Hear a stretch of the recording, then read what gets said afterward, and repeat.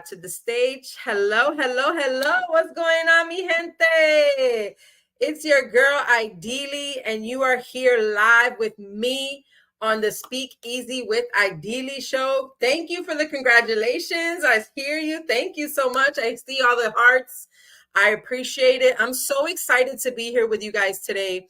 Let me tell you that it is Tuesday, and for some reason, I feel like it's already Friday. It has been such a long week, a good week. It hasn't been a bad thing, but it has been definitely a long week. And I am streaming on both today. So normally I stream all in one and post later. However, I do have Instagram over here and I have my people on Facebook, on YouTube over here.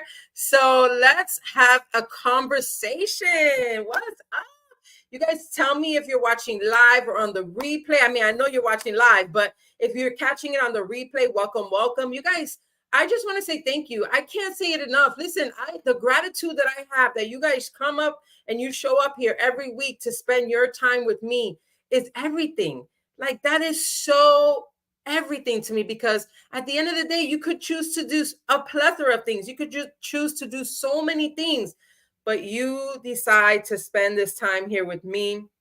And I'm super honored and super grateful that you do so. I do have a special guest, or not. I'm actually the special guest for today. But before I do that, you know, I always go with announcements. I'm super excited that we're going into May. Listen, today is the last day of the month. Can you guys believe that? April is done, mi gente. April is done. We're talking May 1st, tomorrow, 2024. We're already going into the summer.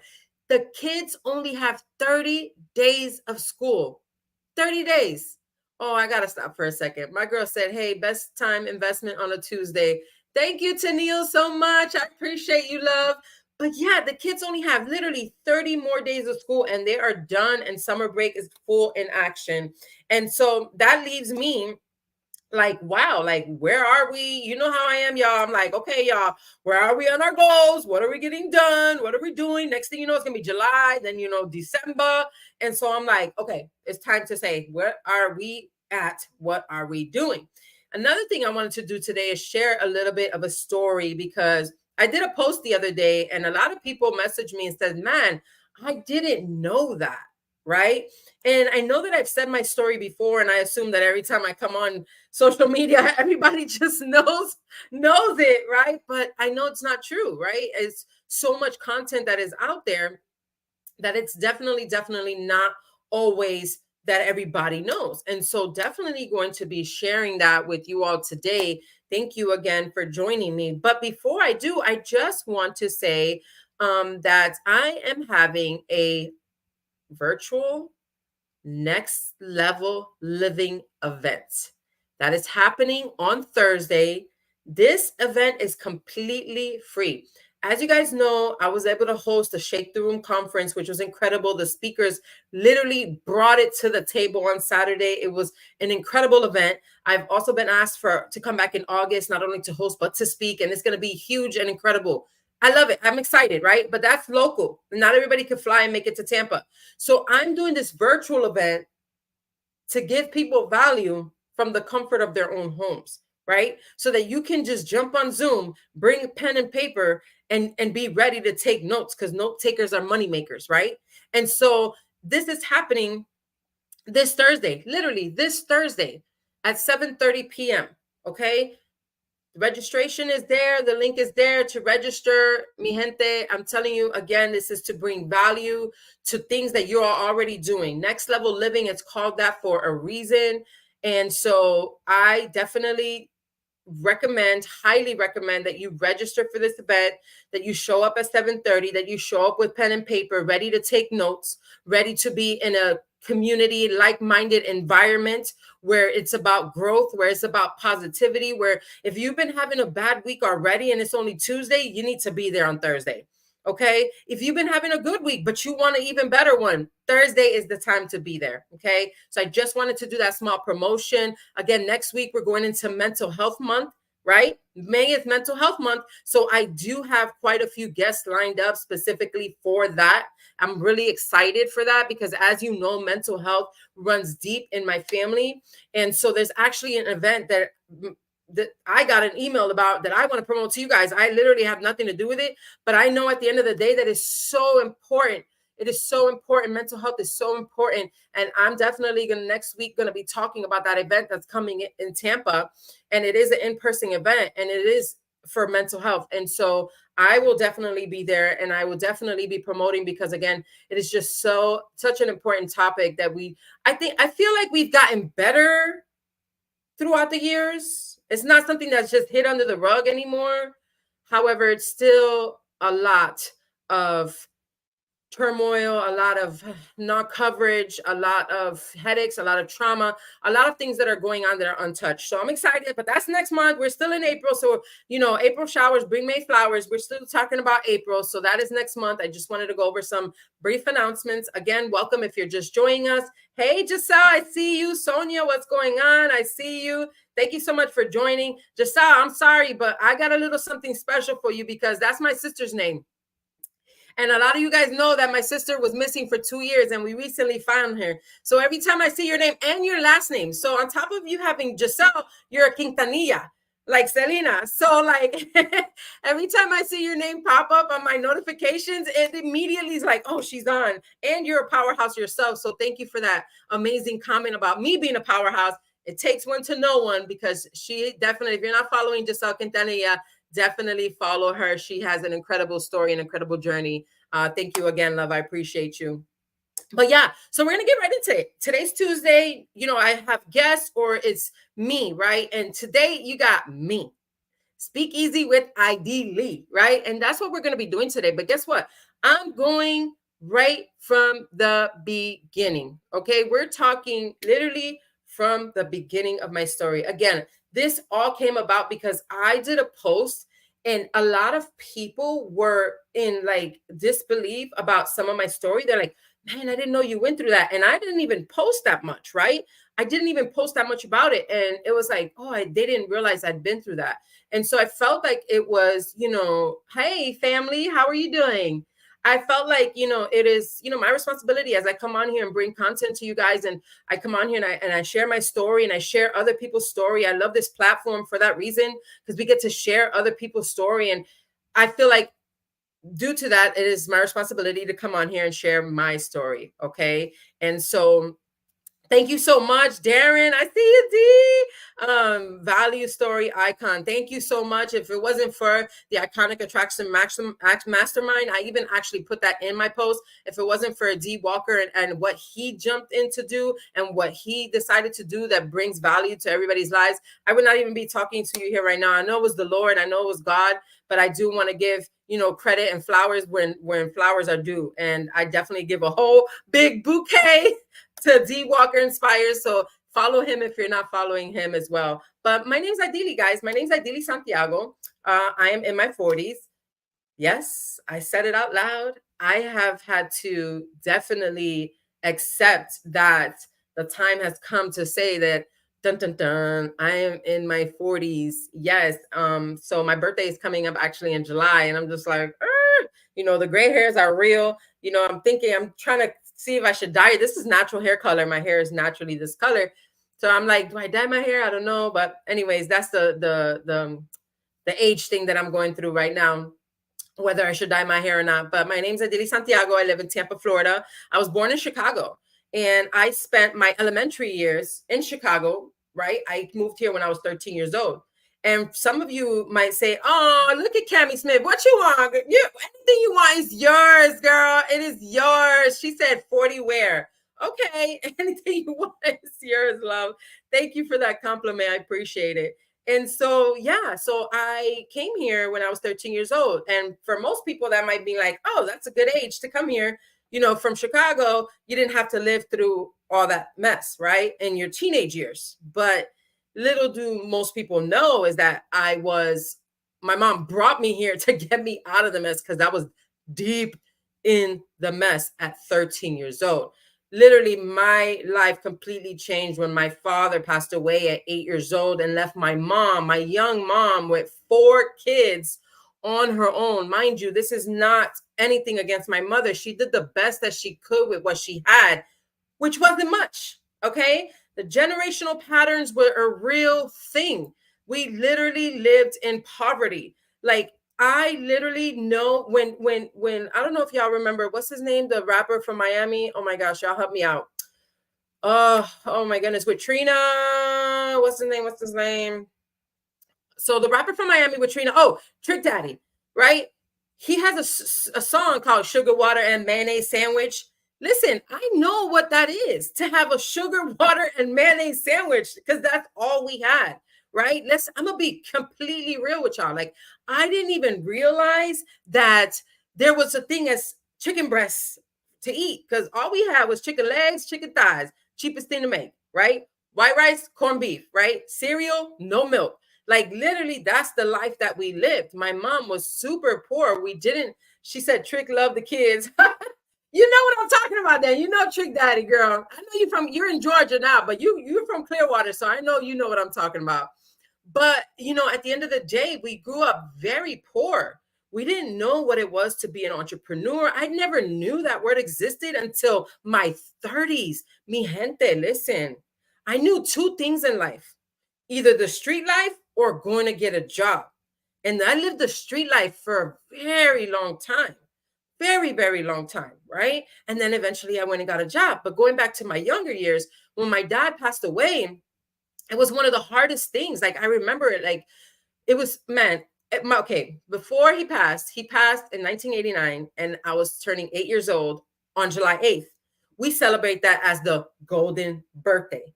I'll never forget this. This is the last memory I have of my father. And he came and pulled up, because him and my mom were not together. He would pick us up on the weekends. And he pulled up to my mom's house. It was nighttime, right? I'm not even sure. Now that I think about it, he may have missed my birthday, because he came at night. So I'm not sure how that went down. I know that she was not happy. He's knocking on the door, wanting to, take me out. He's like, listen, I got her a gift. I want to take her for a ride. And she's like, no, it's late. And I'm like, Mom, please, I promise. This is like a movie. I'll never forget this memory of my father.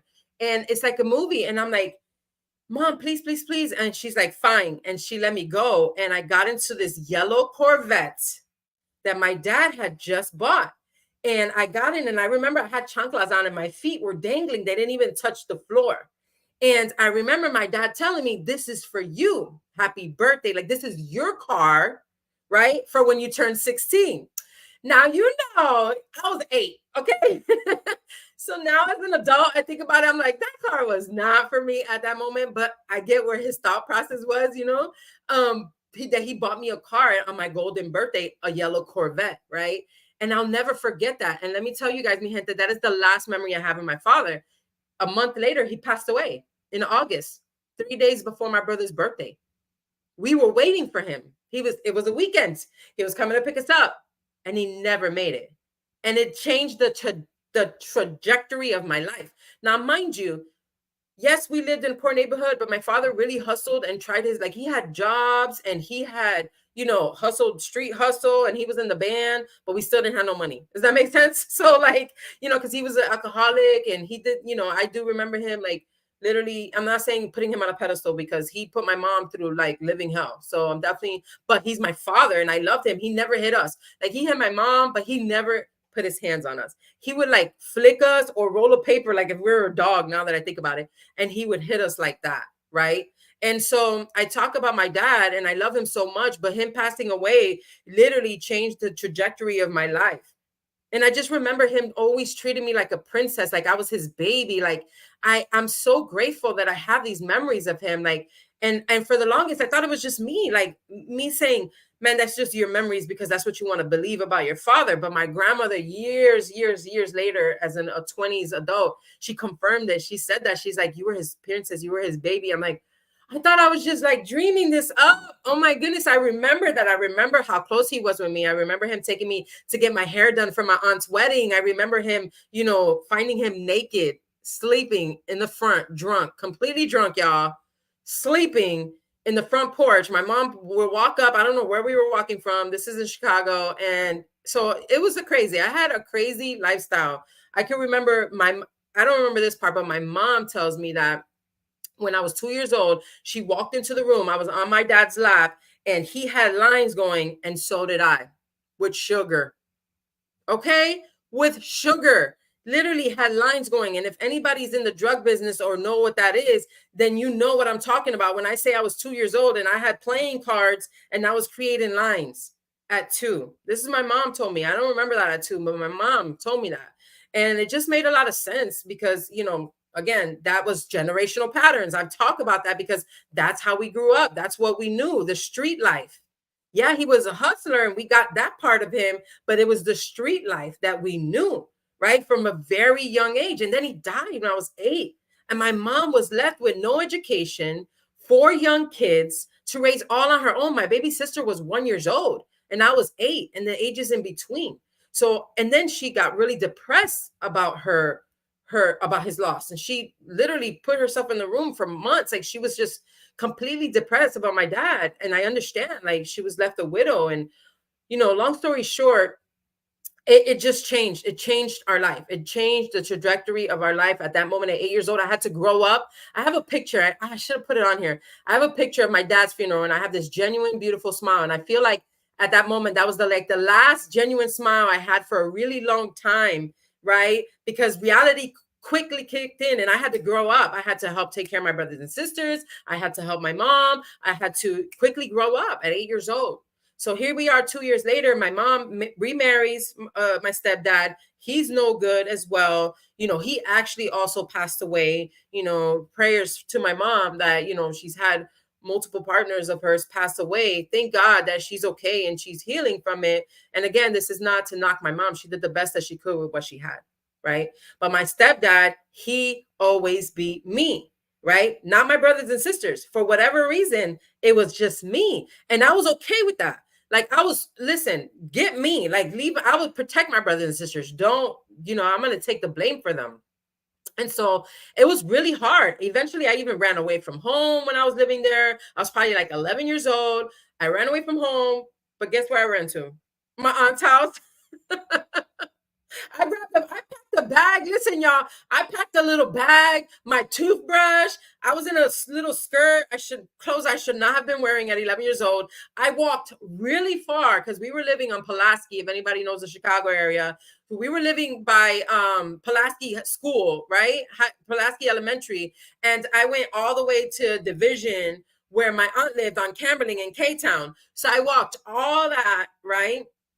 And I ran away from home and I was sitting in my aunt's front porch. I ran away and everybody's freaking out looking for me. Long story short, I ended up going back home. But I just started living the street life. My cousin and I, we started rolling together and we just started hanging out in the wrong crowds and doing the wrong things. And I remember at early ages getting in fights. Like literally, I'm 12 years old hanging around gang members, like literally legit gang members. Y'all, I'm not talking about that's why nowadays when teenagers start talking about being on the streets and being a hood mentality and this and that and they're from here, not saying that there's no street life here, but or I know they're green, I know their families, I know some of their parents and how they grew up and they really ain't about that life. It really bothers me because I'm like, you don't know what it's like to watch somebody murdered right in front of you. You don't know what it's like to have drive-by shooting right in front of your house where everybody's trying to duck and your aunt's trying to grab your baby sister to run up the stairs so she don't get shot. You don't know what it's like to have your mom like literally looking for you down the block. She's screaming, Idylli, where are you? And I'm literally chilling on the block and pa, pa, pa, pa, pa. Like no joke. Like seriously, no joke. Okay. And so that's why when I hear these kids, and this is me going on a rant real quick, but when I hear these kids in these music videos and talking all this gangsterness, like, bro, you don't know what it's like until you've held somebody in your hands that's bleeding out and everybody's around you screaming and that person has died. You don't know what it's like. Right. And so that's just the kind of life that I was involved in at literally 11 and 12 and 13 years old. When the leader of the gang found out how old I was, first of all, I had to get jumped in. Yo, they took me to the corner and they beat me, okay? Because that's how you got in. They literally beat me in, okay? And then when the leader found out, he was very upset because I was so young. He's like, what? They were like trying to make me go to school and do all these things. But long story short, I was in the street life, right? I was literally on the corner, hanging out, doing things that I shouldn't have been doing. I wasn't really doing a lot of drugs back then. Like, I think I may have smoked a little bit of weed, but it wasn't like that. And I drank a little bit. It really wasn't about the drugs. Thank God, because that could have went left completely. I did do drugs in my older life when I came here. Florida was more of the drug life. Chicago was more of the thug life. Okay, thug life versus drug life, right? And so at the end of the day, you know, my mom, she literally saved my life. Like, we had gotten into some trouble. There was like a lot of bad things going down. The neighborhood was going down. People were dying. Like, it was really, really bad. And then this, I've talked about this side of my life, all of this while healing from trauma of different forms of abuse, right? And I've talked about that before, but that's not what this is about right now. Maybe we'll go over that next month in the mental health part. But all of going through all of this while literally still trying to figure out these traumas that have happened to me, you know, in different forms of abuse. And you guys can picture, imagine what I'm saying. So long story short, one day my uncle comes from Florida, my mom's sister's husband, and literally at 2:00 in the morning, they got there and they said, let's go. And literally they picked us up to go. And I was like, I'm not going nowhere. My mom was like, yes, you are. My other uncle, my dad's brother's like, and if they're watching, they know. They were like, yes, you are. Everybody's like, yes, you are. And I'm like, I'm not going nowhere. I had a little boyfriend, right? I was like, I'm not leaving him. I'm not going, blah, blah, blah, blah. They literally had to drag me in the car, y'all. I'm not exaggerating. If my family is on here, y'all know. They literally had to drag me in the car. I was like, fine. The only way I'm going to go is if I at least get to go say goodbye to my little boyfriend, right? So I did that. And we came to Florida. Lo and behold, I hated my mom for it, yo, guys. And I know it's sad to say that, and I hate to even repeat these words. I told her, I said, if you move me there, I'm going to make your life a living hell. And I paused for a moment there because those are nasty words for a 13-year-old girl to say to her mother. And the fact that I made good on that promise. And I'm not proud of it. I'm not. But that's my story. That's what I did. I came here, and instead of the gang life, because it wasn't gang, I just went to the party life, and I started hanging out, and I started meeting older people. I was always the youngest one out of the crowd, always, right? But then I had a little bit of a regular, normal childhood because I went to 7th grade at Blake, and I was in junior high, and I had hardly ever went to school in elementary. They passed me because of whatever reason, but I was literally had never really been to school. Okay. After like the fifth, I'm like kindergarten through 5th grade, I was an honor student. And then it went downhill. So I failed 7th grade because I was there. And then I came here, repeated it, went to school with my brother, and we went to Blake Junior High. And I had a little bit of a regular childhood there, right? I was going to school, and I feel like I had a choice to either go left or right because I still had the adults. I still had, you know, people meeting up with me, buying me cigarettes at the corner store. You know, I remember going out, and my mom would get so mad, and she was smaller than me, right? So I would like literally pick her up and move her out the way because she was trying to block the door for me to go out. Or I jumped the patio because we lived in Landmark. For those of you guys who know the old Landmark on Waters and Hanley, and they had a patio, and I would literally jump out and, you know, and I would do these things to her, but at the same time, I was still going to school.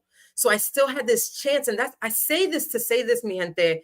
Sometimes we don't realize that at some point we got to realize there's decisions that can be made. And I know that I didn't have a growing up mentality where I could be like, oh yeah, you know, I got to make this right choice because I have something to prove or whatever the case may be. I know, but at some point I had to realize that the decisions were mine.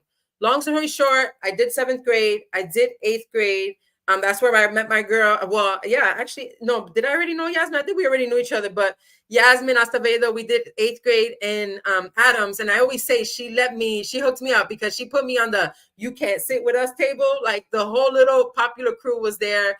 And she would always be like, come on, because I didn't know anybody. And I did that a little bit on and off. And then that was really it. At the end of the day, I picked the street life, and I just started hanging out, and I started doing a lot of drugs, and I started partying and going to clubs at an early age. And it was just that kind of a life. Like I had a little bit of a normal childhood when I went to 7th grade and a little bit of 8th grade. And I went to Chamberlain. I ended up dropping out of high school. At the end of the day, they let you drop out when you're 16 years old. I didn't even need my mom's permission. Like, dude, who does that? Who says that a 16-year-old can drop out of school? I'll be dang. If my kid, like, no, you cannot just sign. And I don't know if that's still the rule here. Okay, I don't know. Yes, definitely, Cami. It's definitely rebel status. I was literally living up to my promise of what I told my mom. And again, I'm not proud of it, but it's my story. It's a part of me, right? So at this time, again, I'm partying, I'm living the street life. I dropped out of high school and I said to myself, it's so it's not so crazy. It's alignment, right? It's alignment because at the end of the day, there was still something always pulling me to the other side. I said, okay, Idylli, you're 16, you dropped out of high school. I knew about my friend who was going to Job Corps, and I said, you got to go do something too. You cannot just be like having nothing, right? So I went to Job Corps. I lived in Atlanta for 2 years. Went to Job Corps, got my GED, got a clerical trade. Yeah, I was still, hanging out, having a good time. We went to clubs over there that we shouldn't have. We have fake IDs, and we went to clubs over there. And I did still live, but I at least went and did something. I said, at least I'm gonna do something. So I've always had this like intuition, this heart of always wanting more and to do something, but my mindset never knew what it was to have positivity, to talk about good things, to have this life. It didn't know. So, but again, there was always that little pull, right? And that was the Lord. Like God was always like pulling me, right? Here and there. And because I knew who he was. And that's one thing going back. My dad, I remember I grew up Catholic. And I do remember that. So we always went to, barely went to church. And then I remember my dad used to have this bus and take us to church.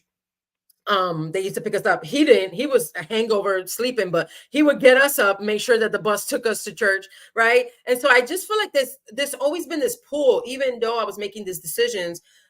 Something I'm going to say that a lot of people don't know. So I came back from Job Corps. I'm working a job. I'm living my life. I'm just going on, partying, doing drugs, but still working and still, making money. And then I went into the nightlife, right? And I literally, I'm not proud of this. And I don't think I've ever said this. I think this will be the first time I've ever said this out loud on social media, is that I was literally dancing. Like I was literally in the strip clubs, working and working at other places that I should not have been working, right? I literally was doing that. At the same time, I had a job, right? So I've always had that hustler mentality. Like I knew that there was more, that I had to make money, that I had to help my family. My mom ended up having another baby when I was 15, and that was my little sister, and she was still, struggling. And so it was really hard for me not to say, wow, I was always working. So I was working a job, but still in the strip club. I was hanging out, partying, but still working. And I would always excel at these jobs. I worked at Hardee's for the longest time, and I excelled in Hardee's. I worked at Domino's Pizza for the longest time, and I excelled. I always ended up getting like these leadership position roles at these jobs, right? But the street life just kept like pulling me back and pulling me back, and I just couldn't get out. I couldn't get out. Kept doing drugs. I love to party. I would get drunk. I would take Xanax. One time I got left in the bathroom. I was so high on Xanax that thank God nothing happened to me. You want to talk about protection, right? You want to talk about protection? God's protection over me. I used to ask him, why me, Lord? Why did I have to have this childhood? Why couldn't I have just lived this way? Or why couldn't I do these things? But instead, now I say, thank you, God, that you protected me. I could be a drug addict. I could be dead. Literally, those bullets could have hit me. I could have like kids. I had my first baby when I was 25. But since I was younger. So like at the end of the day, he protected me in so many ways. And he protected me that night. I was literally on Xanax. I fell asleep in the bathroom like this. I wake up, the place is completely dark, completely empty. Thank God I caught the owner leaving the place. And I called all my friends. I'm like, y'all remember the Nokia phones? This was when the Nokia phones was coming out. And listen, here's the thing. If some of you guys are watching, you're going to know who you are because I was calling y'all to come back and pick me up. Right? I was like, come back. Y'all, I don't know how I woke up. They were like, we were looking for you. We didn't know where you were. So they came back for me. Thank God. And, it was like, he protected me. You know what could have happened to me there? You know what could have happened to me there in a club, not even knowing where I was? Xanax was huge back in the days. It was huge, you know, and it was such a lifestyle, but I didn't see it that way. This is what I knew. This is all I ever knew. Okay. So we start to transition. Like I said, I ended up, in 2005, meeting my husband. We're partying together, right? Because we both live in the same lifestyle. We're partying together. And voila, I get pregnant with my daughter, Ristel, right? In 2005. I ended up having her in 2006.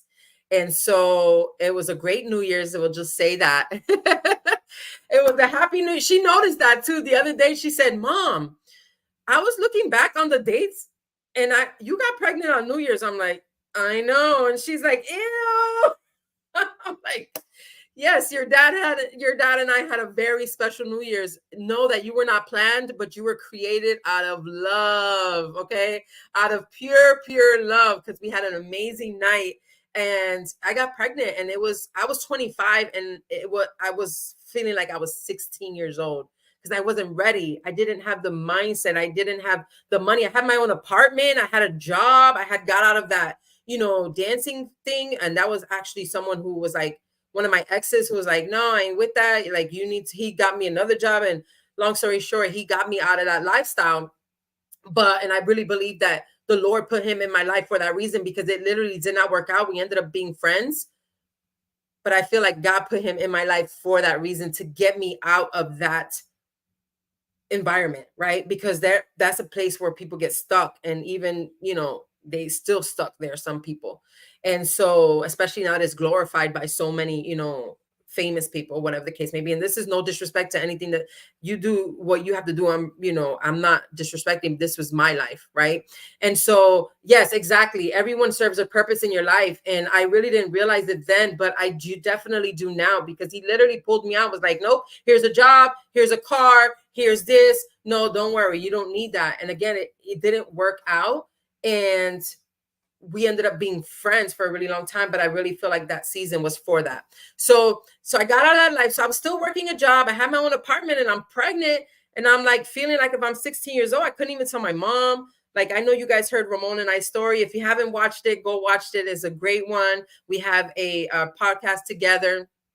And so, we just started living our life. But mind you, still no entrepreneur mindset, still no business mindset. I still don't know. Oh my goodness. I feel ridiculous even saying that I didn't even know what an entrepreneur was in my 20s. I knew that people hustled in the street. We sold drugs. I knew that people owned businesses, right? I understand that stores were owned by somebody, of course, but I never knew what an entrepreneur was, and that anybody could be one, right? And I didn't know what that was. And so I ended up working. I ended up at a good job at a doctor's office. I ended up staying there for 10 years, right? I loved my job. They taught me, I always say, literally, some things are caught and some things are taught, right? And literally the women's group taught me how to transition from Domino's and all of these food places that I have been working. Hollywood Video. That's why Yasmin says she remembers, because we even worked together at Hollywood Video. But I always worked at places like that, and the women's group really helped me transition into the professional world in the medical fields. And I went from starting at medical records when they had files still, literally. I don't know who remembers that. If you work at doctor's offices before and you know what I'm talking about with charts, definitely drop a comment. If you're watching this live or on the replay, definitely drop a comment. But yeah, I literally had, they taught me. They literally transitioned into the more of a professional career. I ended up being a surgery scheduler. I had my own office. I was scheduling for literally 5 physicians, their surgeries, their C-sections, and all of those things. And that's really important information. They trusted me, and I got the job done. Like, I literally got the job done. I was getting a raise every year. I was doing really well. Like, yeah, there was some up and downs, but I love that job. I will always be grateful for the women's group, for everything that they taught me and everything that they put me through. everything that they took me through, and I will forever be grateful. But when I was pregnant, at my last year there, I got pregnant with Romani, which is my last baby. And I wanted to stay home with him because I didn't get that chance with the other two. We literally had to daycare raise them, right? We were both trying to work, still living check to check, always trying to maintain a house and raise kids, trying to give them the life that we didn't have, even though they had traumatic experiences because of things that were kind of out of our control or things that we didn't realize. We were so toxic, Ramon and I, and we've already talked about this. I'm very transparent when it comes to these things, but we were so toxic within each other that we didn't realize the damage that we were doing to our kids. But we were like football moms. My daughter was in cheerleading, they did karate. We tried our best, right? We tried our best to just try to give them the life that we didn't have. Even though we weren't set or anything like that, we just tried our best. We struggled and we worked. So on the last baby, I wanted to stay home with him, and I knew that it was going to be I love you too, Yasmin. Thank you so much. Joanne, I appreciate you saying yes. It is still true. I remember that. I appreciate all the comments and all the love on here. So going back, sorry, my train of thought, but I want to make sure that I share, and I'm so thankful that you guys are commenting and understanding my story. But we worked, and I ended up I quit my job, my 10 years. I put my notice in and said, hey, when I come back, I'm not coming back from maternity. I'm going to take my maternity leave because I earned it, and everything that I need to get paid for that. And then I'm not going to come back. I'm going to quit my job. And my husband and I knew that it would be a financial, at the time we called it a sacrifice, but if you think about it, it was a financial investment because the one income household, we weren't ready for that. But at the end of the day, I didn't want my son being raised by daycares. There was a lot of issues going on in the daycares. If you could look it up, 2015, they were all over the news. There was a lot going on, and I really wanted to stay with him. So I did that. I did that for over a month. And over a year, I was able to stay home with him. And then I ended up getting some part-time jobs, right? So within that first year of him being born, finally, mi gente, finally, after 36 years of only two mentalities, the street life or getting a job, as you heard, for the longest time, I lived the street life, okay? Then I got the job, and I did that for a really long time, okay? But again, I still didn't have the mentality that I needed to even get to break the roofs off of those jobs, even though I did well and exceeded in every job, right? Because you can have all the tools, and I can have the women's group teaching me how to do it and showing me how to be professional. But if I don't have the mindset, I'm not going to sustain that success, okay? Listen, okay? I'm not going to sustain that success. And so finally, after all that time, somebody introduced me to network marketing. Yes. I had always known about like Tupperware and like things like that. And I know that you guys know that I was in network marketing because most of all of you guys got phone calls from me talking about join me, which I'm still saying, yo, for real, it was legit. Like, I loved it. It was the best experience I ever had. But that's where I was introduced to personal development. That's where I was introduced to growth. And one of the things I loved about the company, I'll never forget my first national event. They had Hebrews scripture on the Jumbotron in a room with tens and thousands of people. Mind you, it was at a stadium arena.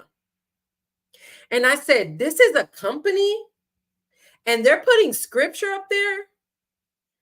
When they were taking scripture out of schools, they were taking it out of everywhere else. And this company doesn't care. I knew that I was in the right place. I was all the way at the top. I'll never forget that event. I was at the very top. It was my first event. And I never sat at the top after that, ever. Always got there early, in the bottom seats, like close personal after that. But again, it was my first event. I was very at the top. And I just stood there like, wow, I knew I was at the right place. So I love that company. It was World Ventures. A lot of us were in it together. A lot of you guys, again, got phone calls from me to join me on that company. And I don't regret doing that because, again, it was the best experience I ever had. It literally taught me how to be, what an entrepreneur was, what owning your business was like, how to talk to people in sales, how to grow, personal development next level. That's when I started reading. I went from reading James Patterson books, because I love James Patterson, right? I was always a reader, right? I did like to read, but I would read Mysterious Things or James Patterson. Or growing up, I always read those two twins. I forgot what they were. I used to love those twins in the book. If anybody could ever remember that, make sure you comment on here, because I wanted to have their life so bad that I used to just dive into those books and always read them, right? Because they had like this super cookie cutter twin life.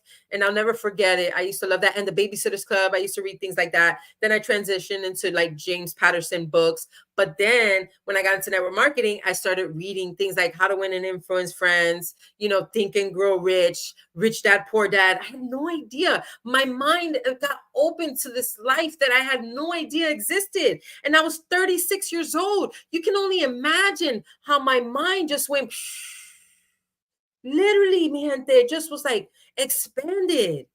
It was literally expanded to a world that I had no idea. We're doing travel parties. We're going on vacations. I got a passport. I never had a passport. I went to Mexico. I never went to Mexico. I never imagined a girl like me having a passport and being able to go to Mexico. Are you kidding me? I didn't even know that you needed a passport to go to Mexico. Okay.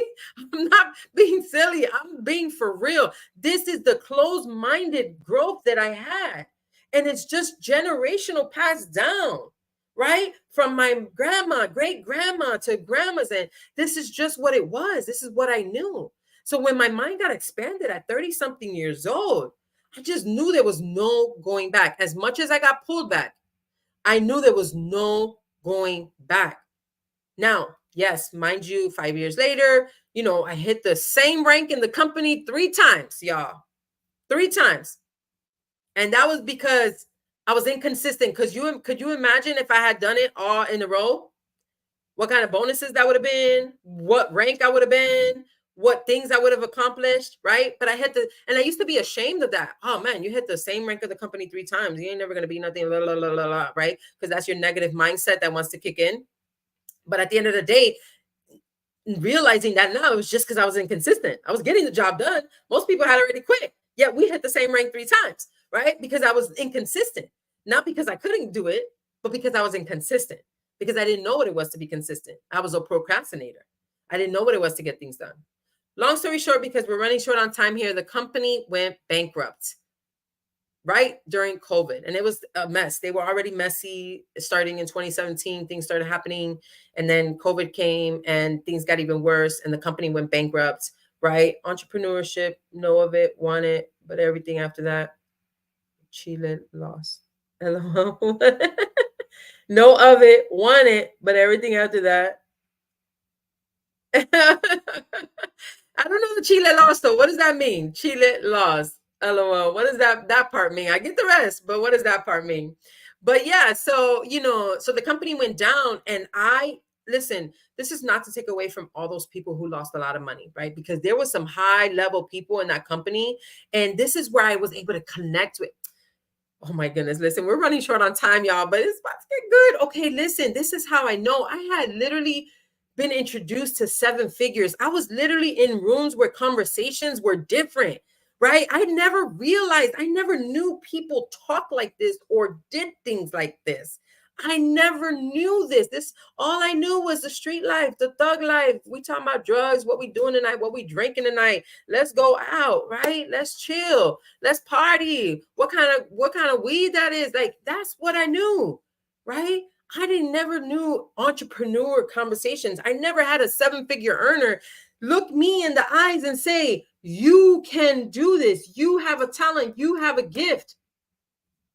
You can do this. Like literally. And they didn't make no money off of me, right? They weren't even on my team. And I had those people backing me up and believing in me because I didn't believe in myself, right? I didn't believe in myself, and I had them believing in me. Little old me. My mind got expanded to levels that could never even be thought of or imagined. And it was all because of that company. So going back to that, this is not to take away from what they lost. because they lost a lot. Okay. They lost a lot. But I lost my dreams. Okay. I lost my dreams because I didn't know anything else. So now I didn't even realize that I can do this somewhere else, either network marketing or have my own business, or, my mind wasn't there yet. All I knew is that the company that I said, I made promises to myself, to my kids, to my family, to other people that I talked to. I made promises that I was going to get to a certain place in that company, and I didn't get there. And I was disappointed in myself. I beat myself up because of it. Right. And I was so sad. I felt like that was it. My dreams were over. So while the company lost a lot of money, I lost my dreams. And to me, that's priceless.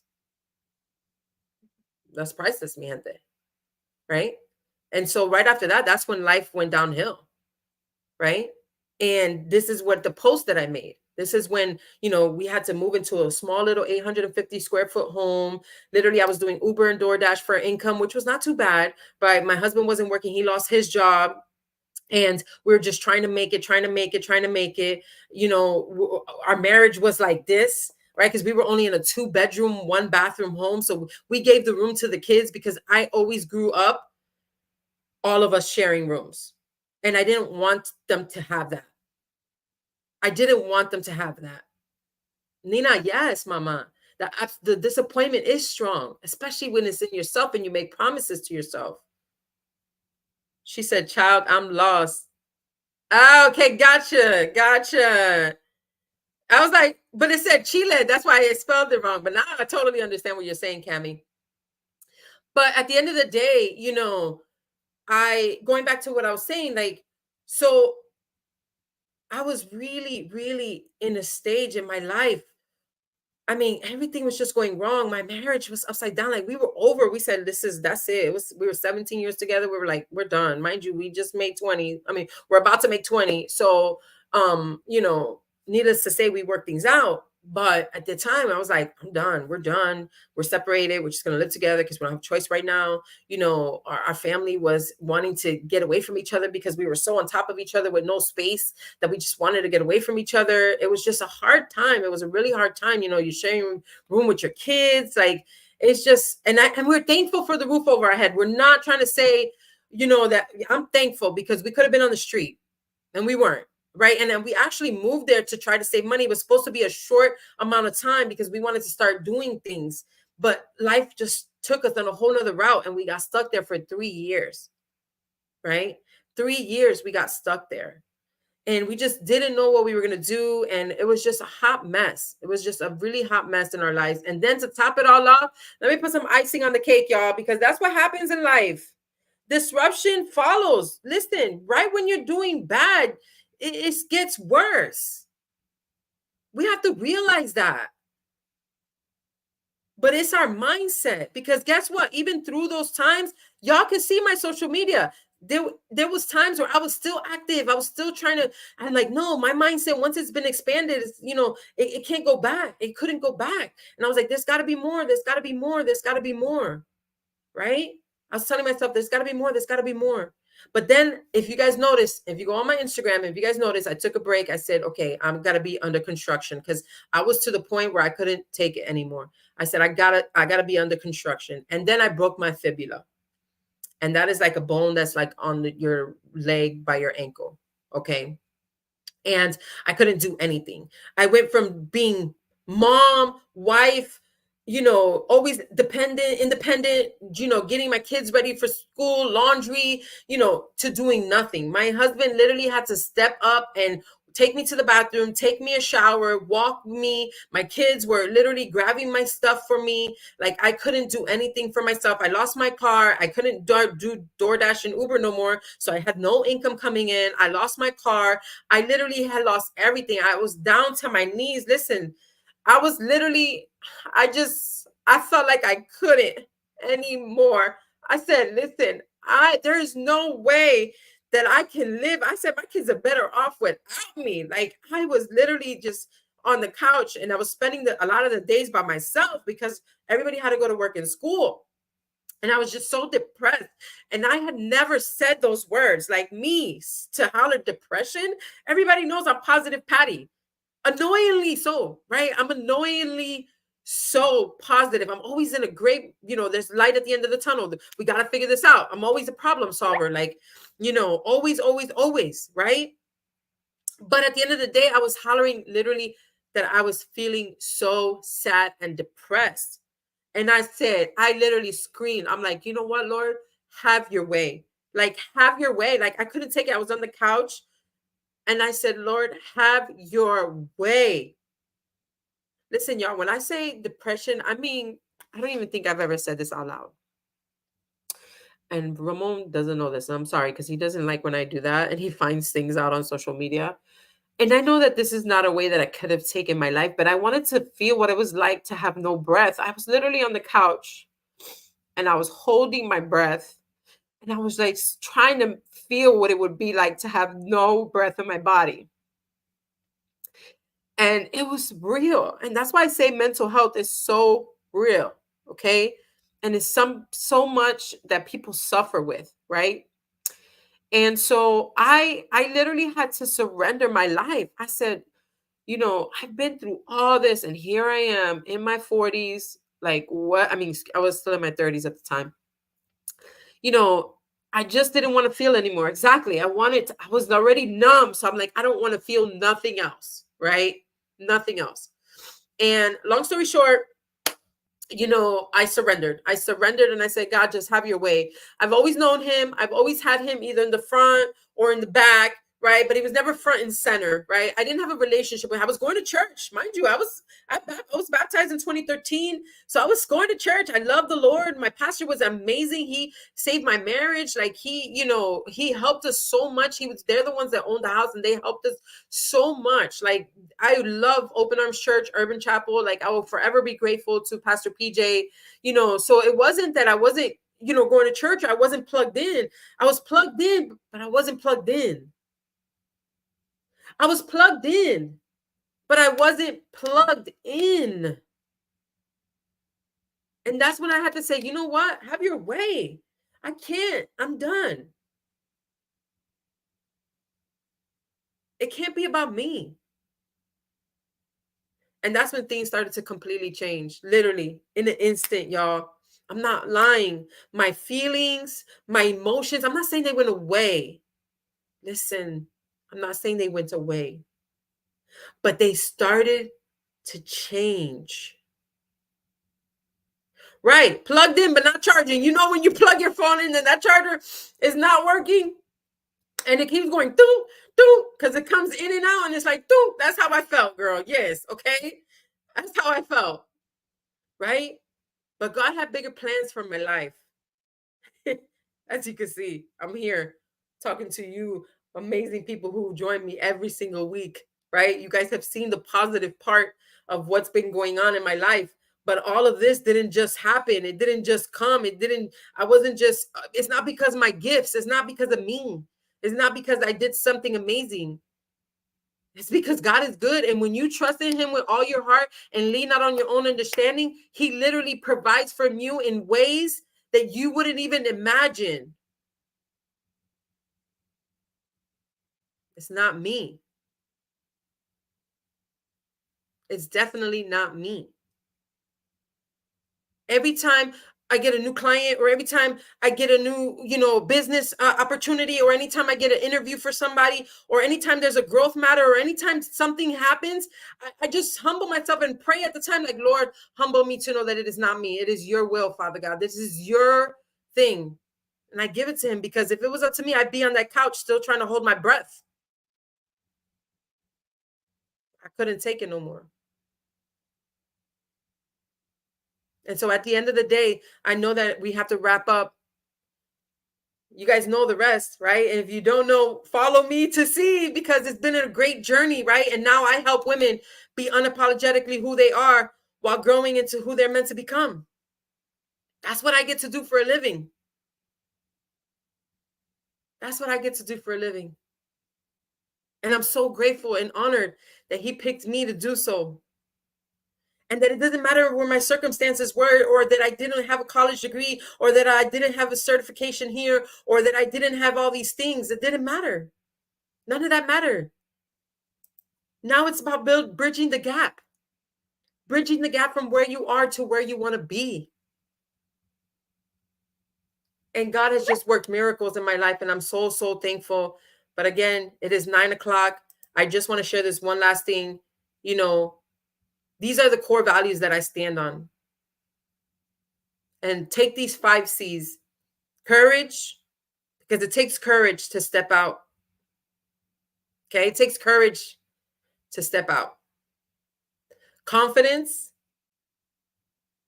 clarity, having a clear vision, clarity, so important. Connection, consistency, because that's really what's helped me get to the next level. Consistency and contribution, because none of this matters if we don't give back. None of this matters if we don't give back. And my verse that I stand on is Proverbs 3:5. And normally 5 and 6, I put normally the whole thing because I have it right here on my board. I have my whiteboard here. Well, y'all see that muscle cut? I'm telling you, I've been working out. Sorry. I got distracted. Trust in the Lord with all your heart and lean not on your own understanding, because your understanding is going to tell you, girl, you can't do that. Look where you came from. You ain't got it. You ain't worth it. Look, you ain't married. You got kids. You got all this trauma going on in your life. You can't do that. You can't start a business. You can't be a 6-figure earner. You can't be a millionaire. You'll never be that. That's your own understanding.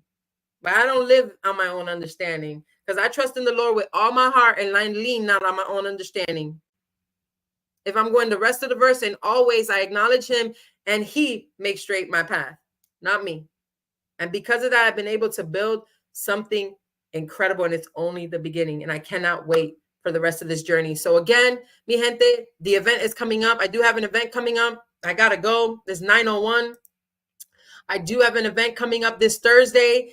It is the next level living virtual events that I'm really excited about. It's happening on Zoom. Register for this event. You'll get the Zoom link. It's Thursday at 7:30. Next Tuesday, I do have a special guest. We're going to start our mental health May. May is Mental Health Month.